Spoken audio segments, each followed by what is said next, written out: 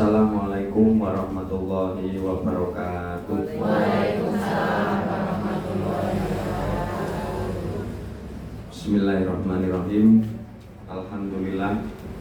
Nahmatullah alladzi sallatanahu hamdas syakirin wa nu'minu bihi imanal muqinin wa nuqirru bi wahdaniyatihi iqraras shadiqin wa nashhadu alla ilaha illallah rabbul alamin wa nusalli wa nusallimu ala nabiyyina Muhammadin sayyidil anbiya'i wal mursalin wa ala alihi wa ashabihi thayyibin at-tahirin, amma ba'du.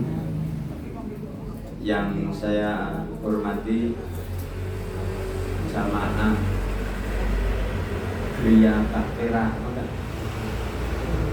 RMG, relawan rumah makan gratis, baik ibu-ibu maupun bapak-bapak. Insya Allah dereng mbah-mbah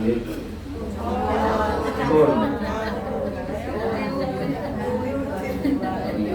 Nah biasanya orang terima terus merasa muda diundang mbah-mbah, belum terima ibu. Ibu-ibu, bapak-bapak semua yang sangat saya hormati, pertama-tama marilah kita panjatkan puja dan puji syukur kita kepada Allah Subhanahu wa Ta'ala yang telah memberikan segala macam nikmat sehingga pada hari ini kita dapat berjumpa tanpa suatu halangan apapun. Biqaulina alhamdulillahirabbil alamin. Sholawat dan salam semoga senantiasa tersampaikan kepada suri tauladan kita, Kanjeng Nabi Agung Muhammad Sallallahu Alaihi Wasallam, yang seluruh hidupnya menjadi contoh atau menjadi suri tauladan untuk kita semua. Dan semoga kita semua kelak mendapatkan syafaat beliau sejak hari ini sampai nanti di yaumul qiyamah. Amin Allahumma amin ya rabbal alamin. Sami wilujeng Bapak Ibu. Ya genah wilujeng nggih, nek mboten wilujeng ya ora tekan kene. Beri getah-getah takon barang. Ngapunten nggih, bahasanya campur-campur enggak apa-apa? Ya. Soalnya kadang saya nganu nopo, kalau sudah ngomong terus kadang lupa kondisi, itu bahasa asli saya keluar. Kados wau nika nggih. Paham sedaya nggih, insyaallah nggih. Dari Wonosobo semua atau ada yang dari luar Wonosobo, Bapak Ibu? Masih Kabupaten Wonosobo. Berarti nyong dhewe masih paham nggih? Nggih. Rika. Nggih, kula niku saking desa Bapak Ibu. Jadi bahasanya nggih ngoten niku. Alah macam-macamna jenengan. Ya alhamdulillah kita dapat bertemu untuk ngaji bersama. Insyaallah pada pagi hari ini kita ngaji satu ayat Quran.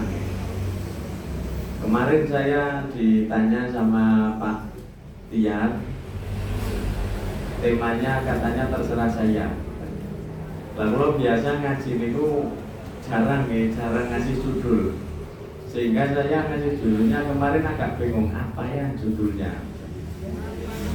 Oke, terus akhirnya saya pikir-pikir, itu judulnya. Pun kami dapat flyernya. Kemudian judulnya buatan Bapak Ibu.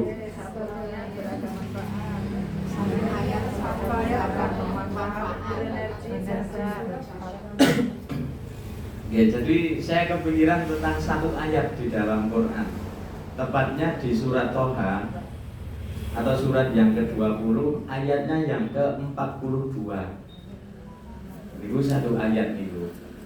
Jadi sebelum kita mempelajari ayat tersebut, pada dasarnya surat Toha mulai ayat berapa, 9 atau berapa sampai hampir selesai itu menjelaskan tentang perjuangan Nabi Musa alaihi sholatu wassalam. Jadi judulnya unik. Jadi Quran itu unik. Judulnya Toha. Jenengan tahu siapa itu Toha? Entah, sanes tanggane jenengan Pak Toha itu namanya. Yes. Jadi dalam teks sholawat itu ada sholatullah, salamullah, ala Toha, Rasulullah. Siapa itu Toha? Rasulullah siapa? Muhammad, Nabi Muhammad. Jadi Toha itu nama lain dari Nabi Muhammad. Suratnya namanya Toha, nama lain dari Nabi Muhammad. Tapi isinya itu menjelaskan tentang perjuangan Nabi Musa.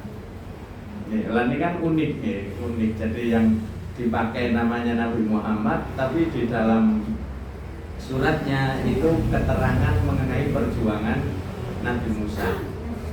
Jadi di antara hikmahnya supaya Nabi Muhammad ini tahu bagaimana perjuangan Nabi Musa menghadapi seorang manusia yang sangat kasar, yang sangat zalim, yang sangat tirani.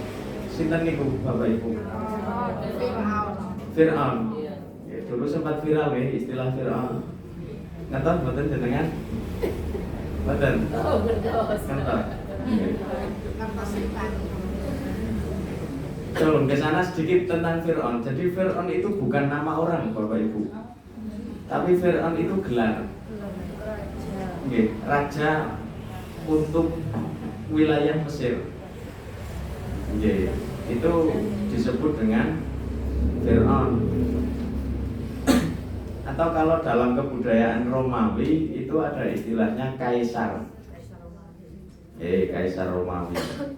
Di Ethiopia zaman dulu ada istilahnya Negus atau Najasyi. Jangan yang hobi membaca kisah Nabi pasti tahu itu. Nah, jadi Fir'aun itu nama gelar, bukan nama orang, bukan nama seseorang. Nah, terus namanya siapa? Niku para ulama macam-macam pendapatnya. Ada yang mengatakan namanya Ramses II, ada yang mengatakan namanya Merneptah dan lain sebagainya. Jadi pada intinya Fir'aun makan mawon. Lah di surat Toha itu perjuangan Nabi Musa menghadapi Fir'aun itu disorot sejak dari awal. Sejak dari awal Nabi Musa menerima wahyu dari Allah sampai perjuangan beliau berhasil menghadapi Fir'aun. Jadi sebenarnya Nabi Musa itu berhasil Bapak Ibu. Meskipun setelah itu beliau bersama Bani Israel keluar dari Mesir melewati Laut Merah, akhirnya sampai ke sebuah daratan yang namanya Syam. Sebenarnya itu berhasil. Jadi saat debat sihir, itu Musa sudah menang.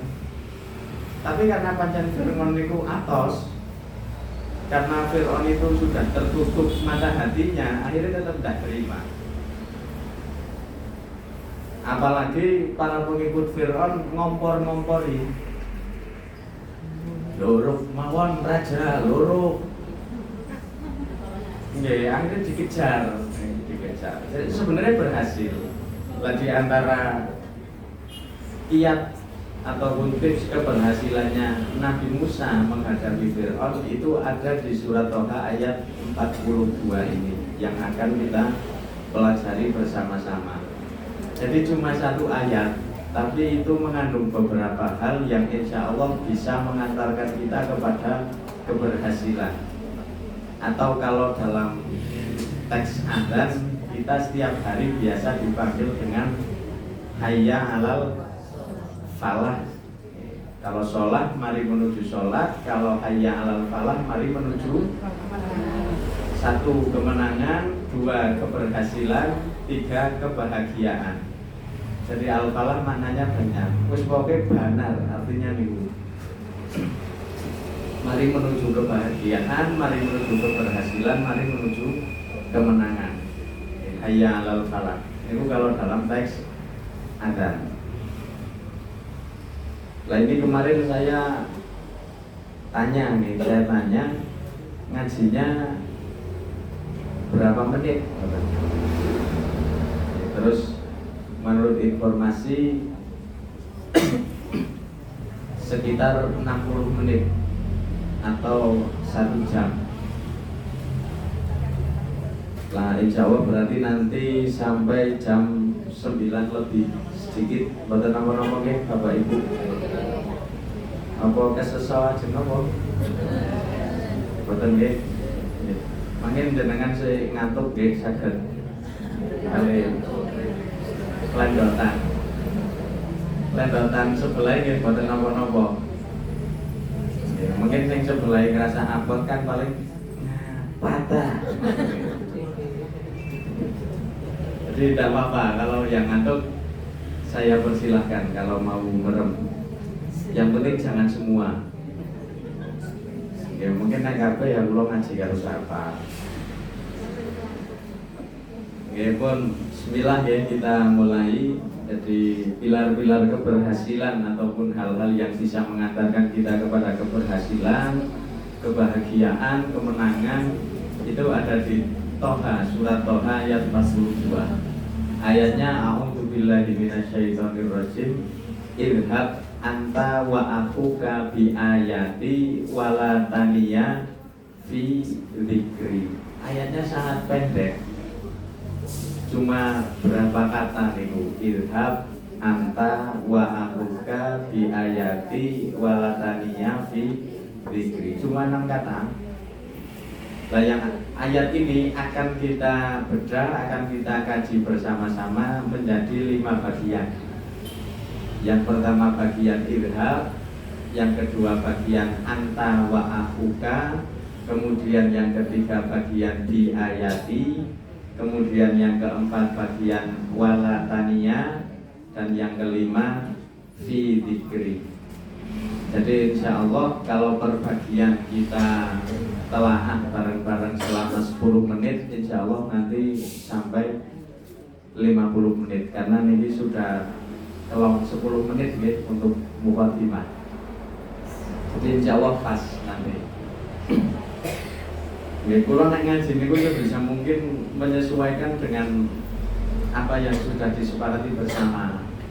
Kalau tujuan pulau dan jenengan bukan protes. Makanya ngaji untuk diprotes ya rasanya breaking. Nah insya Allah nanti kita paskan ya. Yang pertama ya, yang perlu kita pahami bahwa kita hidup di dunia ini itu sebenarnya Allah membekali. Jadi tidak kemudian Allah menciptakan kita setelah itu ditinggal nih betul. Jadi Allah memberikan kepada kita panduan. Kalau kita runut 1400 tahun yang lalu, Allah mengutus Nabi Muhammad, kemudian Nabi Muhammad diberi oleh Allah kitab berupa Al-Quran. Nah itulah panduan dari Allah kepada kita semua, kepada seluruh manusia.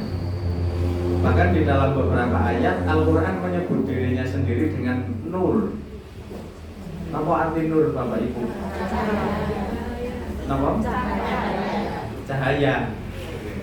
Apa itu cahaya? Sinar. Apa itu sinar? Cahaya. Apa itu cahaya? Nur. Apa itu nur? Sinar. Muter. Oke. Mungkin sekitar malam dan saya lewat sinar cahaya. Sesama sinar cahaya dilarang saling mengganggu. Paham saya jenengan? Quran adalah cahaya. Kalau dalam ilmu fisika, cahaya itu energi, kekuatan, daya. Jadi Quran mengandung energi. Makanya di judul itu saya beri kata-kata energi atau energi. Karena memang pada dasarnya Quran itu penuh dengan energi. Dan Quran merupakan energi bagi kehidupan kita semua. Karena Quran menjadi energi, maka setiap ayat, bahkan setiap kata di dalam Quran, kalau benar-benar kita pahami, benar-benar kita amalkan, insya Allah itu menjadi daya dorong, menjadi daya semangat kita dalam menjalani kehidupan kita di dunia ini untuk mendapatkan kebahagiaan baik dunia maupun akhirat. Lah dari ayat 42 surat Toha ada 5 hal. 5 hal. Yang pertama diidhab, yang kedua anta wa ahuka, yang ketiga bi ayati, yang keempat walatania, yang kelima fi dzikri. Dalam kata idhab. Jadi sebelum ke sana sedikit nih, saya pernah baca sebuah buku. Ini ya pada intinya tentang suatu kebahagiaan, keberhasilan, kemenangan, ya pokoknya al-falah. Kemudian para ahli itu mempersyaratkan bahwa suatu tujuan yang dapat berhasil itu paling tidak memiliki 5 hal. Yang pertama sikap yang positif atau positive attitude. Kemudian yang kedua teamwork atau kerjasama. Kemudian yang ketiga harus punya knowledge atau pengetahuan. Kemudian yang keempat hard work atau kerja keras. Dan yang kelima spiritual. Paling tidak 5 hal itulah yang akan kita pelajari melalui ayat 42 di surat Toha. Yang pertama idhab. Ini mengandung arti sikap yang positif atau positive attitude itu tadi, atau kalau dalam bahasa Arab al-mauqif al-ijabi. Idhab itu secara bahasa artinya pergilah. Pergilah. Lungalah. Cara bandanya lunga ngoten nggih. Lunga. Nggih, sewisan malu nggih ngomong desa dadi lungalah. Tapi bukan minggatlah lho nggih. Bukan. Utawa miritlah niku sanes. Mirit kenal nggih. Sanes married, married makin artinya beda lagi. Pergilah, atau bahasa yang lebih mudah kita pahami berangkatlah. Idhab, berangkatlah. Atau kalau dalam bahasa yang lebih umumnya lagi bergeraklah. Jadi syarat pertama kita mencapai kebahagiaan hidup baik dunia maupun akhirat itu mau tidak mau kita harus bergerak. Karena memang pada dasarnya manusia yang diam niku ibarat non sewu nggih Bapak Ibu kados manekin niku. Kados manekin. Kita nggih patung yang biasanya ada di toko busana. Kita nggih. Lah niku jenenge manekin. Lan jenengan cobi kapan-kapan lah dengan main foto, biasanya foto kan tuh pas rasukan ya Bu. Dengan toko busana melihat patung itu, meskipun patung itu cantik, patung itu gagah, gede, dhuwur, tapi jenengan jembeloti paha tetep boten saged wales. Karena apa? Anteng, diam. Lah manusia yang tidak bergerak ibarat seperti itu. Nah jembeloti nganti kaya ngawan tetap boten saged membalas. Nggih mau diajak yo salat yo, tapi karena memang anteng ya ndak ada gerakan. Nah monggo niki saged dipenggali. Jadi kalau kita hidup niki diam saja nggih. Ya entah jiwa kita diam, entah tubuh kita diam, nggih ngoten niku gambarannya seperti manekin atau patung yang ada di toko busana. Mulanya teng Quran di ayat yang lain itu ada anjuran agar kita tidak malas. Agar kita tidak malas. Jadi minimal ada gerakan lah, atau dalam bahasa dengan kula ya obah. Obah. Nggih, teng surat Hud niku misal wa ma min dabbatin fil ardi illa 'alallahi rizquha. Dabbah niku biasanya nek terjemahan Quran niku artinya hewan melata. Tapi kula terus terang kurang setuju dengan arti hewan melata. Pada intinya dabbah itu adalah makhluk Allah yang mau bergerak. makhluk Allah yang mau bergerak. Jadi siapapun, baik itu binatang atau tumbuhan atau manusia, kalau mau bergerak, insya Allah alallahi rizquha, rezekinya apapunnya, hasil dari kehidupannya itu sudah dijamin oleh Allah. Syaratnya gerak, syaratnya bergerak. Ini nenteng surat apa itu? Surat An-Nisa apa itu? Niku agak lebih nek kula ngarani lebih ngeri. Jadi males, sifat males itu mengarahkan kepada kegagalan. Dan di antara orang-orang yang punya sifat males atau malas, niku nenteng surat An-Nisa, itu adalah orang-orang munafik. Wah niki, kula punya pengalaman pribadi membaca surat niki, ayat niki di An-Nisa niku. Jadi kula punya kebiasaan kalau saya deres Quran itu boten tak paleti niku Bapak Ibu. Jadi sak wayah-wayah mau deres Quran ya sudah, saya buka di halaman manapun, di surat apapun, ini wis apa yang saya buka saya baca. Ini di antara kebiasaan saya. Lah satu ketika kula lajeng deres Quran, buka mushaf, saya baca ayatnya, niku ketemu surat An-Nisa niki yang sedang menjelaskan tentang kemunafikan. Lateng riku di antara ciri kemunafikan, wa idza qamu ilas sholati qamu kusala. Ketika mereka mengerjakan sholat, mereka mengerjakannya dalam keadaan malas. Niku kula langsung nang ati, masya Allah. Kula harus digetik ayat niki Bapak Ibu. Karena saat itu kula sedang merasa males. Kadang sholat niku nggih, Allahu Akbar, Allahu Akbar. Kudune kan kudu. Harusnya langsung ngambil wudu. Kula mboten. Kula ngundengin lah itu suwe kok mati. Begitu wis komat Allahu Akbar, Allahu Akbar, asyhadu an la ilaha illallah. Kula nanti ngundengin lah waktu luhur dawabe ngoten. Paling ora duwe jam kalih niku mboten saged. Begitu jam 2 lah ngundengin lah delamane. Kula pernah punya pengalaman seperti itu. Jadi akhirnya langsung diingatkan oleh Allah begitu deres langsung ayatnya ini. Jadi seolah-olah Allah napa nggih nuturi kula ngendika kali kula kowe nek males sembayang kowe munafik kowe. Jadi masya Allah, kadang memang kita ketika membaca Quran kita siap tidak siap.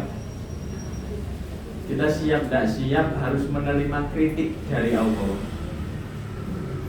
Lana boten siap kan tetap kudu. Akhirnya terus menghindar terus. Nek bahasane teng dunia silat endah terus, menghindar terus. Akhirnya tidak akan berhasil. Maka kita memang harus bergerak, semangat dari diam menuju gerakan, dari statis menuju dinamis. Idhab, berangkatlah, bergeraklah, ubahlah. Karena di antara ciri orang munafik itu mereka diam, anteng, bahkan cenderung malas. Malas. Terus pripun nek kadang niku kula males banget. Ya monggo lah, sing penting ampun seringan nggih. Nggih.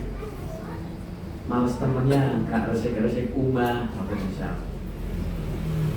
Males temennya gak masak. Kadang tanglet sing ngaku masak apa apa ya? Ngoten nggih Bu. Tambah bingung, bodoh aku no. Mati bodoh nah bingung nggih. Bingung. Ternyata sami nggih permasalahan ibu-ibu niku nggih nek masak niku. Masak apa ya? Nggih. Kula niku meh ampun dinten ditangleti ngoten niku Bu. Kamasan apa Mas? Apa ya? Ngoten kok. Ya Allah. Buat itu yang pertama ya, irhab, bergerak, jangan malas. Insya Allah kita akan berhasil. Seperti Nabi Musa dan Nabi Harun di situ. Beliau berdua bergerak dari tempat kediaman mereka berdua menuju ke istana Fir'aun. Ada gerakan. Jadi yang penting obat. Kemudian yang kedua, anta wa akuka.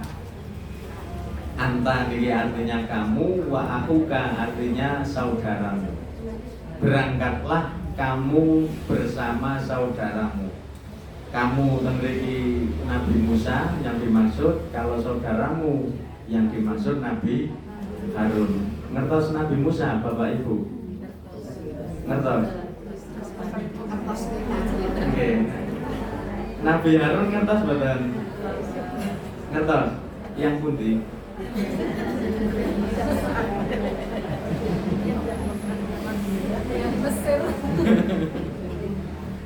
Oke.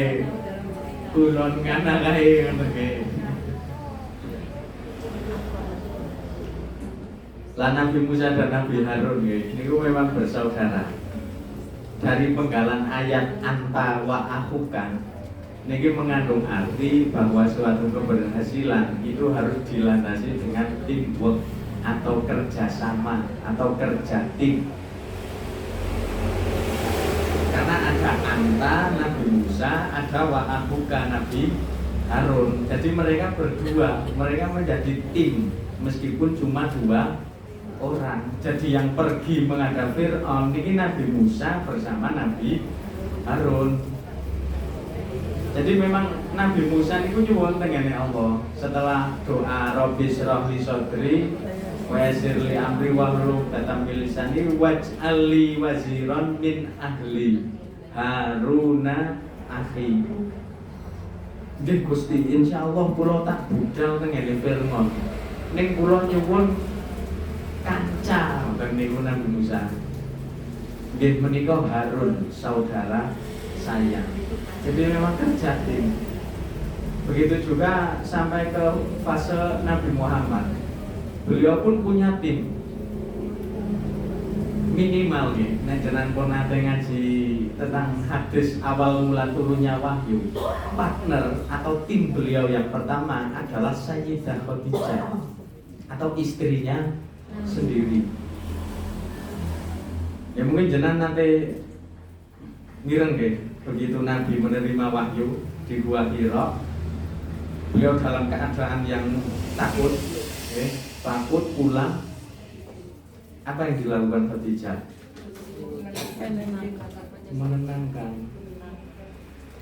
Orang nur kandi bae ya bapak kane yakin dibebeli. Wonten nggih. Miyeng bae wonten nggih, tapi napa? Menenangkan. Itulah partner Nabi. Jadi Nabi pun ada partnernya. Maka keberhasilan itu harus kita lewati dengan kerja tim. Minimal kita punya teman, kita punya partner, kita punya tim niku lah dan tim yang jelas ya lebih dari satu. Nah, dari ayat ini Allah ingin mengarahkan kepada kita bahwa keberhasilan tidak mungkin bisa diraih secara individualis. Jadi ayat ini mengajarkan kepada kita agar kita tidak egois. Kita harus mau membuka diri kita ke dunia luar agar pengalaman kita lebih banyak, agar kita punya tim, tidak menjadi egois. Atau kalau di masyarakat biasanya untuk menghancurkan sikap egois niku ngagem kata-kata yang memang agak majleb nggih. Kae ingin hubungan ngebenek mati gak kubur dewek. Wonten nggih. Nggih, jadi ini kan sebenarnya sudah sangat majleb niku. Oh ya, nyatane ora anak ojek mijit, ora mboten nonton. Nggih mboten nonton, terus tukang kan nggih. Napa ndak ada nggih. Jadi memang manusia pada dasarnya makhluk sosial atau nek bahasane filosof Aristoteles zoon politikon. Nggih, kula cah desa mah bahasa Indonesia mah dan bahasa Inggris niku. Nggih. Acan buatan pasek bahasa Inggris. Zoologi itu kan makhluk sosial. Jadi memang manusia sangat butuh terhadap manusia lainnya. Perhatikan sejak kita lahir. Kan boten nonton sing lahiran mandiri kan boten nonton nggih. Boten nonton kalah kali nopo hewan nggih. Hewan itu kadang lahiran sendiri nggih. Jangan pun bersani sapi atau mendo niku kapan ajeng lahiran kan dewek. Boten nonton terus sapi liyane sing nunggoni kali ayo terus ibu nonton. Tapi kan manusia sejak lahir niku sudah butuh bantuan terhadap orang lain. Minimal ibu bidan. Ayo terus, wah laki-laki ibu anaknya, wah perempuan.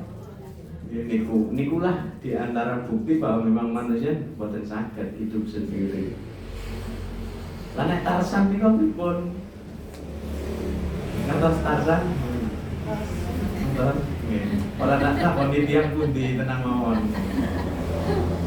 Tarzan itu pun tetap butuh terhadap makhluk-makhluk lain di sekelilingnya. Jadi memang manusia makhluk sosial, kita butuh terhadap orang lain, bahkan untuk mencapai keberhasilan kita juga butuh orang lain.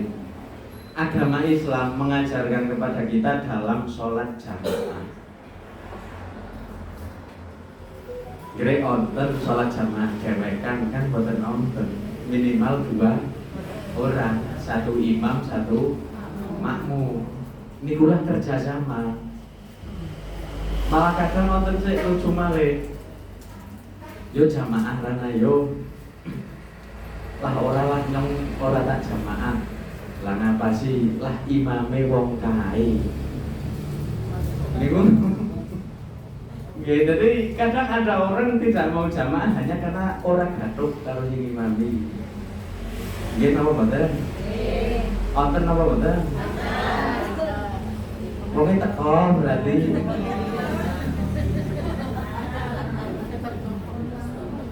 Milih soft, milih soft. Begitu. Yang di ujung ternyata si A misalnya, dengan gelar orang gadok karo si A pun melakukan nopo terima ngiri, orang gak jejer wong kae. Niku, buat kadang hal semacam itu dianggap biasa, padahal hal semacam itu bisa merusak jamaah niku. Jadi nek pun jamaah pun meskipun jenengan orang gadok karo imame, ya pas jamaah ben gadok. Masa imam rukuk jenengan langsung sujud kan ya aneh mungkin. Jadi mau bagaimanapun kita dengan manusia lain yang saat sedang jamaah ya kita ikuti. Bila di jamaah itulah Allah mengajarkan kepada kita tentang kekompakan, tentang kerja tim. Imam rukuk jenengan ya rukuk, imam iktidal jenengan ya iktidal. Kan kompak begitu imam waladhdallin jenengan amin. Ini tanpa ada yang memandu Bapak Ibu.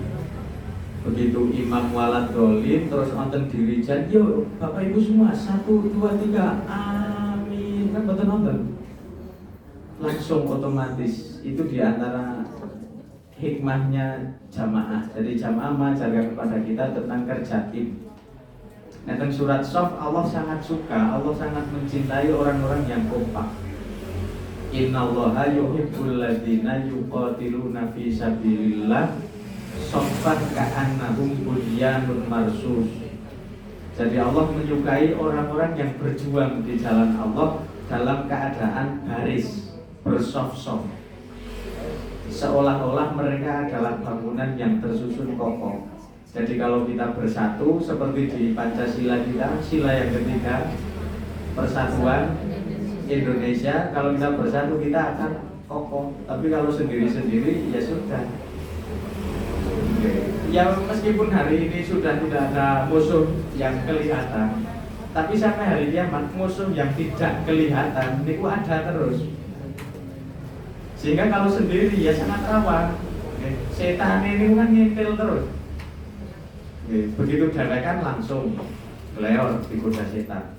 Tapi kalau bareng-bareng ini kadang bisa menjadi rem. Ini bisa menjadi rem. Jadi penting kerja tim. Bon. Kemudian yang ketiga nih, diayati dengan ayat-ayatku.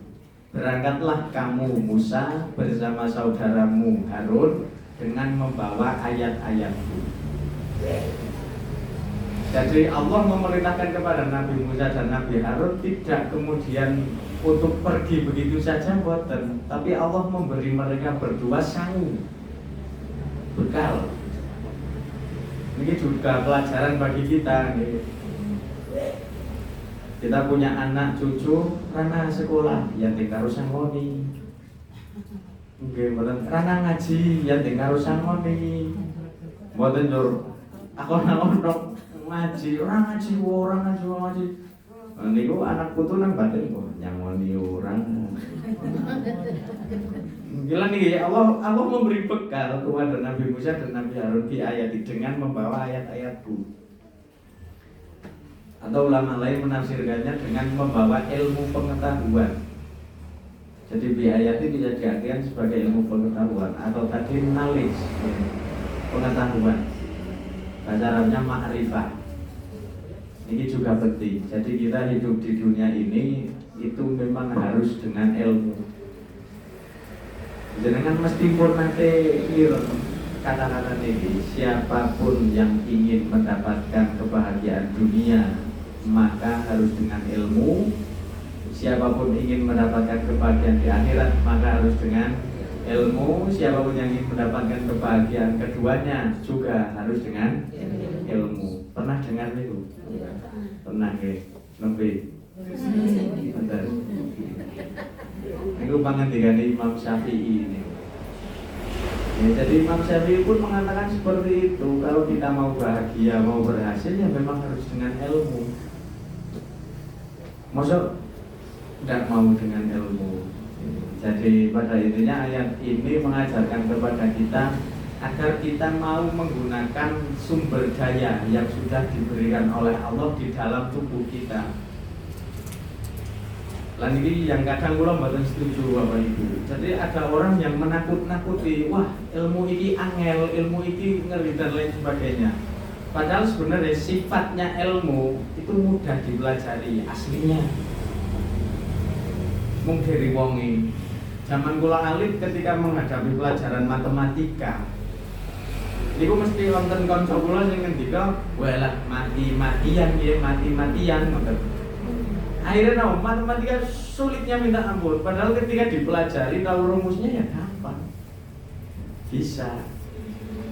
Ya, jadi yang perlu diingat tidak ada ilmu yang sulit.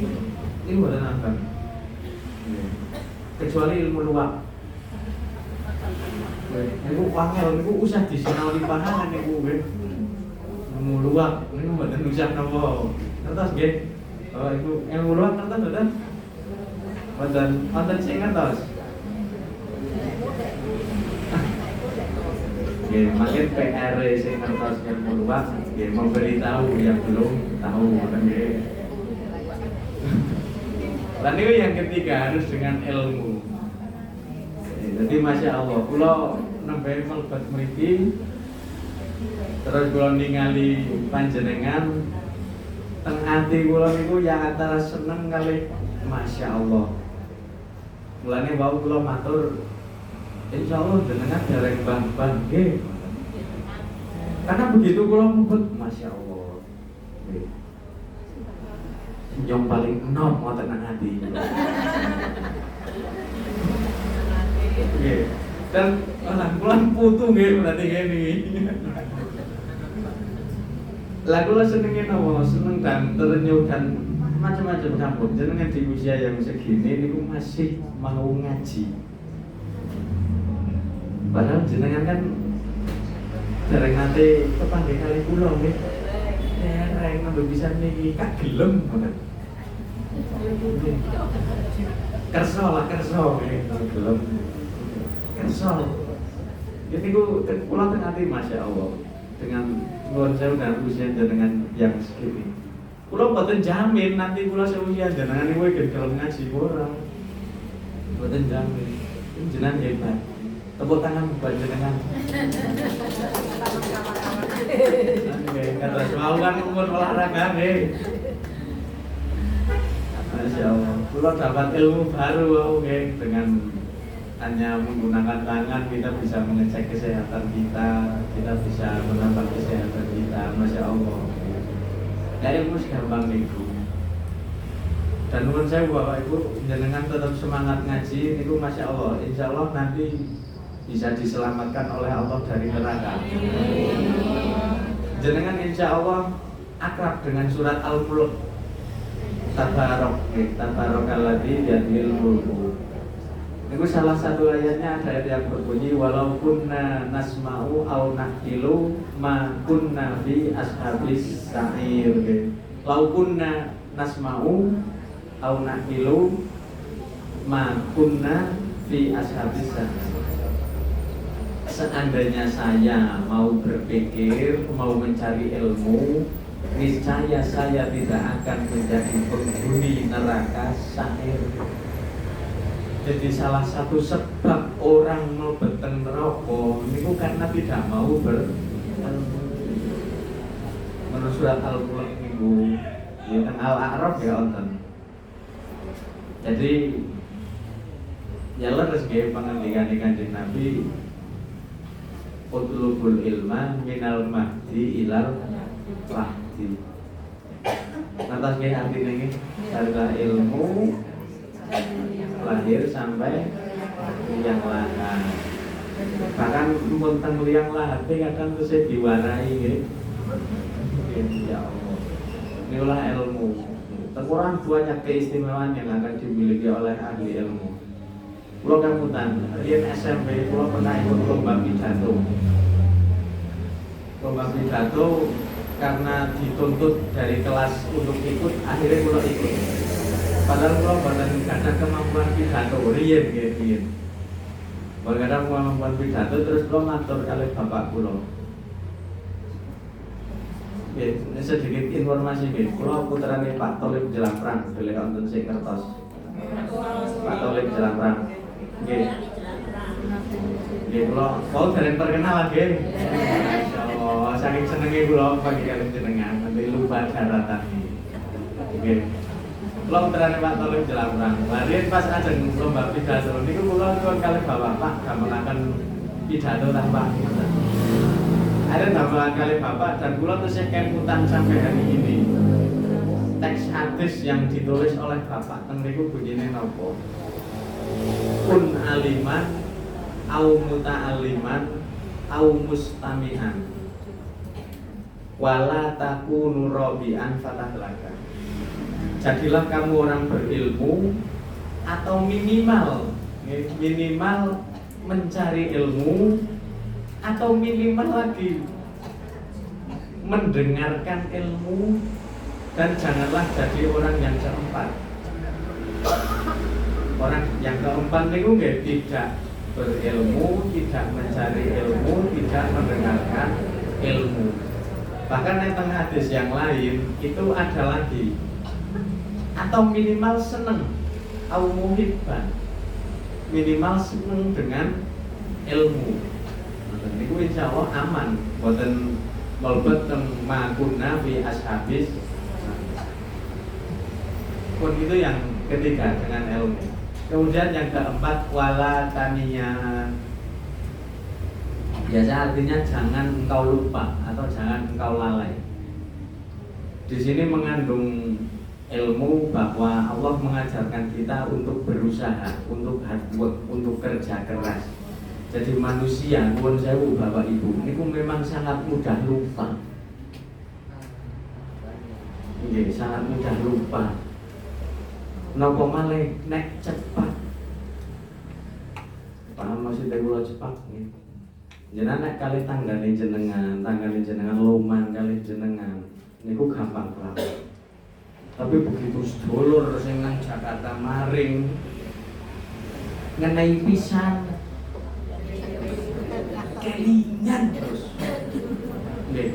tangga sedulur sing cepat sing ambet dinten niku. Wah niku lalen lan niku manusia ngoten niku. Mulane menjadi tidak lupa niku memang perlu usaha. Ini perlu usaha. Mulane teng mriki Nabi Musa kali Nabi Harun diajarkan oleh Allah agar jangan mudah melupakan, agar jangan mudah lalai, wala taniya. Jadi di sini harus ada nopo semacam usaha. Teng Quran wonten sing lebih mendalam lagi. Jadi salah satu kelemahan manusia, nuwun sewu Bapak Ibu, salah satu kelemahan manusia, semua manusia niku memang mudah lupa. Jadi teng surat niku digambarkan saat manusia ada di tengah lautan, terumbang-ambing di lautan, diterpa badai yang kencang, dalam suasana yang gelap gulita, niku manusia akan sangat mudah mengingat Allah. Ya Allah Gusti, tolonglah saya. Lah di ayat niku, tapi begitu mereka manusia diselamatkan oleh Allah sampai ke bibir pantai, manusia langsung lupa. Ngelalen. Dan itu salah satu kelemahan kita. Maka memang kadang nuwun sewu Bapak Ibu, kita dihadapkan kepada satu peristiwa yang di situ kita memang seolah-olah tidak ada yang kita butuhkan kecuali Allah. Itu sebenarnya tujuannya Allah sedang mengingatkan kita. Kemana saja kamu kok baru ingat Allah sekarang? Seperti orang yang sedang terombang-ambing di lautan.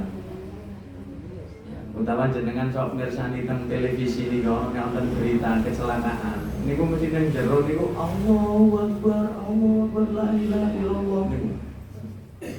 Mesti sing disebut niku pangeran.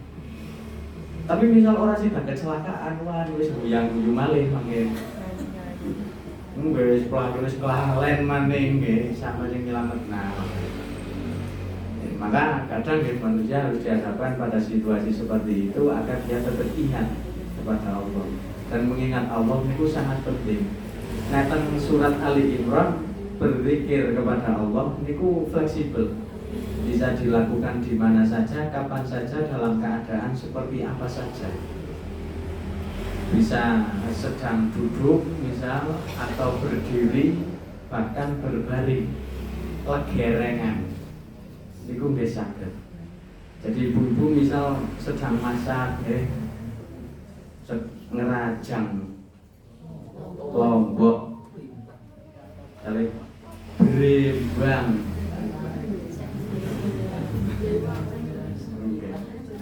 Niku daripada ngendikan angel lombok iris ka angel teman-teman. Ya lebih baik Pak, subhanallah. Subhanallah. Ngoten kan mungkin masakannya paham mesti paling polin ade niku. Nggih daripada enggak berimbang enggak angel. Diris. Wah, niku wis malah padahal aslinya pesone boten landul. Itu jadi berpikir ingat Allah itu bisa dalam keadaan apa saja. Itu yang keempat, jadi memang harus ada kerja keras, ada usaha. Kemudian yang terakhir fi dzikri. Ini mengandung nilai spiritual. Atas spiritual Bapak Ibu. Atas. Tapi kalau saya tentang Indonesia ini spiritual agak repot artinya mungkin. Karena ketika disebut spiritual niku nggih nun sewu. Kadang pahamnya masyarakat itu spiritual, pinter. Kulo ngasine ora pati setuju tiyang kados niku dianggap wong pinter. Nggih. Bilang setuju, masa wong pinter yang ana ngoten nggih. Lah sebenarnya spiritual itu bukan itu. Pokok patokan spiritual itu saat kita punya hubungan batin yang kuat dengan Allah. Niku patokan spiritual. Jadi mboten perlu aneh-aneh. Pada intinya hubungan batin kita kepada Allah. Katosnya untuk yang terakhir ini jenengan pun boten perlu tak warai, jenengan mesti wis luwih ahli daripada kula. Mungkin dalam 24 jam antara jenengan kali kula mengingat Allah luwih kathah jenengan, kula yakin. Mulane untuk yang terakhir ini monggo saya tidak berpanjang lebar. Pada intinya kita hanya perlu menanamkan nilai spiritual di dalam diri kita agar tidak mudah tertipu, terutama kali kebiare dunia. Ibu kita imbangi dengan spiritual. Pas jam 9 ada jam benar lagi ada pas jam 9 ya pun sekap ya nonton sesi tanya jawab betul biasanya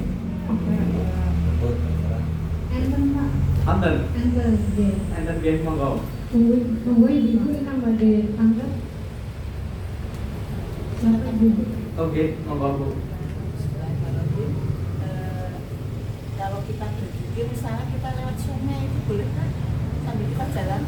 Oh, nggih. Terima kasih. Berzikir sambil berjalan nggih. Itu melewati sungai. Kata ninja atori berarti itu.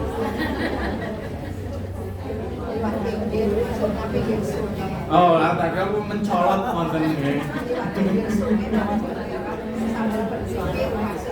Nggih. Jadi lewati gunung, lewati lembah, ngoten lewat.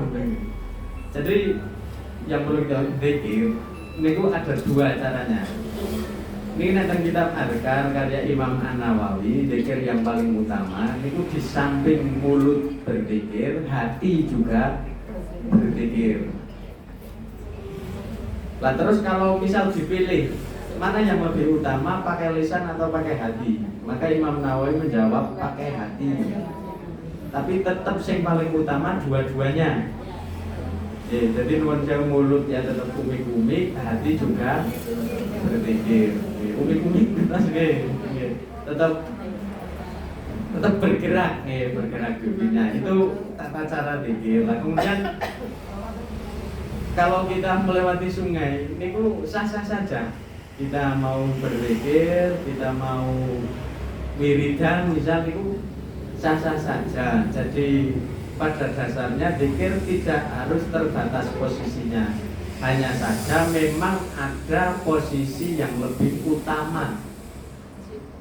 Yang paling utama untuk berzikir itu memang dalam keadaan duduk. Duduk.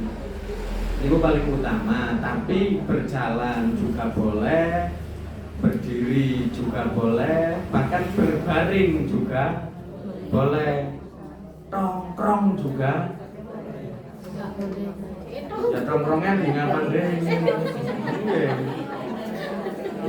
Tongkrongnya di ngabeni putu ya, wah itu boleh. Lah, karena zikir bisa dua cara, mulut dengan hati, maka kalau di dalam tempat yang tidak diperbolehkan untuk berzikir, tapi kita tetap ingin bisa berzikir, maka paling tidak dengan hati.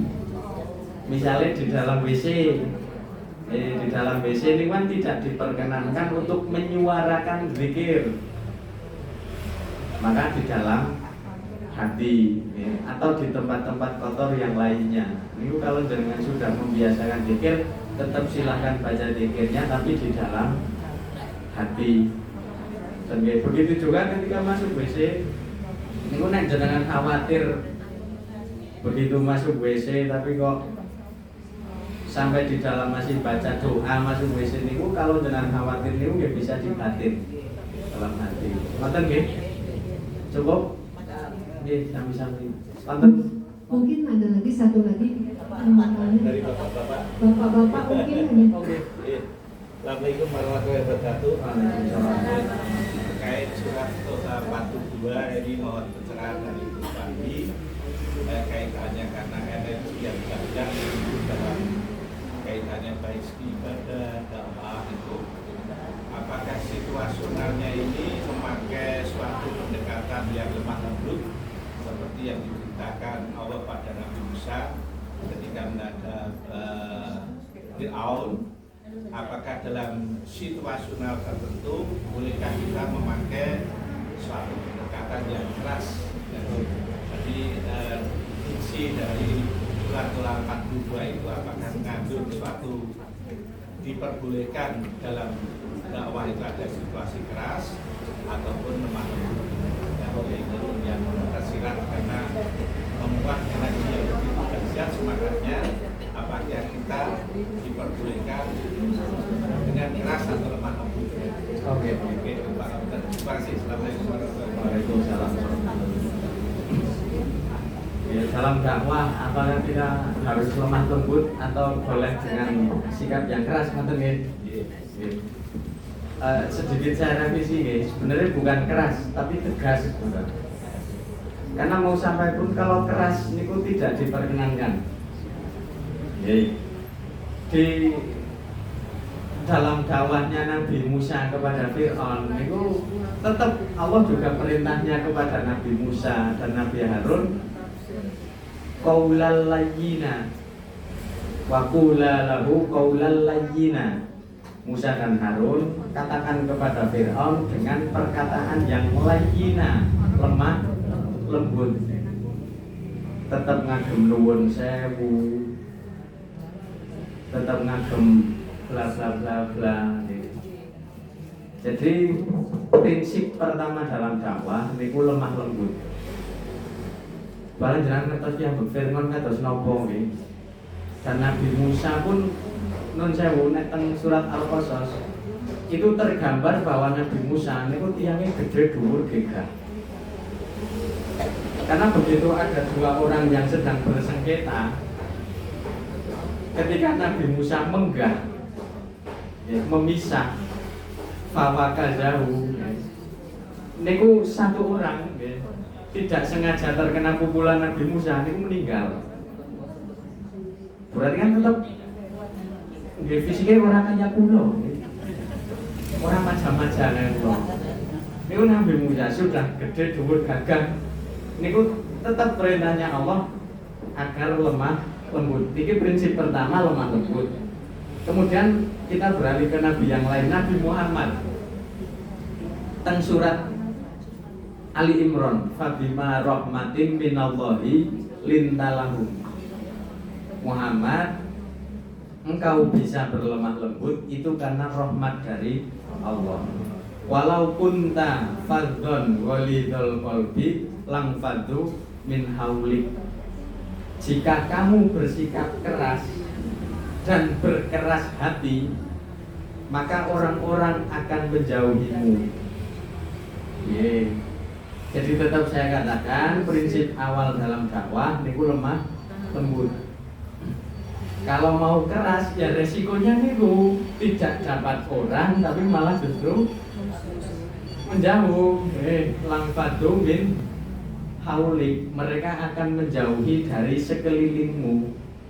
Nyepak bae ora ngoten. Lah kecuali kalau tegas. Tegas ini diperbolehkan. Tapi ada syaratnya. Nggih, ada syaratnya. Jenengan bisa baca nanti di surat Tobat. Di surat Tobat itu pertama kali ini di surat Tobat atau surat Al-Hajj niku saged.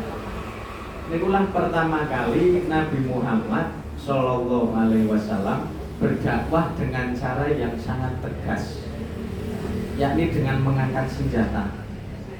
Syaratnya apa? Karena musuh menyerang terlebih dahulu. Niku nek dalam dakwah. Kalau dalam dakwah seperti itu. Jadi kita baru diperbolehkan untuk bersikap tegas kalau memang ya sananya sudah mulai duluan. Tapi kalau memang belum mulai duluan, tetap alangkah baiknya dengan lemah lembut. Dan perlu kita ketahui bahwa lemah lembut itu bukan terus lembek. Lembek niku mboten meletri niku mboten lemah lembut. Lemah lembut niku kondisional, kadang-kadang situasional. Jadi dia bisa menerapkan kelemah lembutan. Kalau dakwah kepada anak-anak seperti apa, nanti kepada pemuda seperti apa, kepada orang tua seperti apa. Jadi layin sebenarnya ya. Layin itu kalau secara etimologi, secara bahasa itu artinya fleksibel, Pak. Fleksibel. Jadi seperti benda cair lah, ketika masuk ke gelas yang bisa bentuk seperti gelas, ketika dimasukkan ke piring ya bentuknya seperti piring. Niku layin, lentur, orangnya lentur. Nah dari situ diartikan lemah lembut, tapi yang agak merepotkan karena di Indonesia ketika mendengar kata lemah lembut ini cenderung lembek. Sebenarnya lemah lembut tidak lembek. Jadi kesimpulannya pada prinsipnya dakwah niku tetap lemah lembut, adapun ketegasan dimunculkan itu dalam saat-saat yang diperlukan. Jadi boleh, ya, boleh dengan cara yang tegas, tapi boten terus amben-amben gebras-gebres niku boten nggih, hanya pada saat diperlukan. Maten, misalnya contoh sedikit. Contoh itu saat Nabi Ibrahim berdakwah. Itu sangat tegas Pak beliau, bahkan mungkin cenderung keras. Jadi sudah ngobrol dengan kaumnya bahwa yang namanya berhala itu tidak bisa memberikan manfaat, tidak bisa mendatangkan mudarat. Tetap kaumnya ngeyel. Akhirnya begitu kaumnya pergi, berhala-berhala yang ada itu dihancurkan semua oleh Ibrahim kecuali yang paling besar. Niki saya melihat itu sebagai dakwah yang paling tegas Al-Quran niku Nabi Ibrahim. Tapi mengandung resiko. Begitu kaumnya pulang, marah, siapa yang menghancurkan ini? Ibrahim dipanggil. Ditanya, kamu yang menghancurkan? Bukan, tapi berhala yang paling besar. Ibrahim cerdas. Tapi setelah itu kaumnya tetap tidak terima. Akhirnya mau bakar Ibrahim dobong. Resikonya itu Pak. Kalau keras, gue diikat mau di. Jadi sekali lagi pada prinsipnya tetap lemah lembut, ketegasan diperlukan tapi hanya dalam keadaan diperlukan. Demikian yang dapat saya sampaikan. Banyak kekurangan, banyak kesalahan, saya mohon maaf yang sebesar-besarnya. Semoga apa yang kita pelajari bisa mendatangkan manfaat. Amin ya rabbal alamin. Wallahul muwaffiq ila aqwamit thoriq. Wassalamualaikum warahmatullahi wabarakatuh. Waalaikumsalam.